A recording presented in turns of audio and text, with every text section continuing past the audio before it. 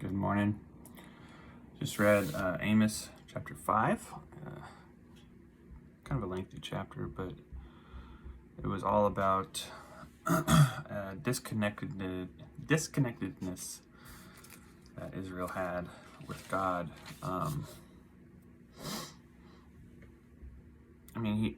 He puts at first Israel, the metaphor of being a virgin. So a young lady that's fallen and no one's going to help her.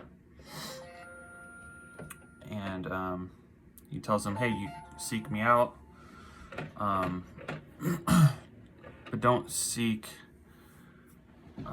some of these idolatries, because you're going to go into captivity if you do, and seek the Lord, he says. And he just talks about some of their transgressions and how they tend to think that that God is on their side, and they don't realize that what they've been doing is wrong, and he's upset with them because they're not connected to him. They're not being spiritual. They're not going to the temple. They're not doing sacrifices like they should. In modern day, I would say that's like the person who says that God is in nature, and so they just, instead of going to church and getting connected with God, they go out in the woods bird watching or something, or hunting, I don't know. Right? They're not actually connected to God. They're not hearing his word on a basis. I doubt they're reading their scriptures. The best you can do out in the woods with a pair of binoculars is pray. So we get connected through going to church.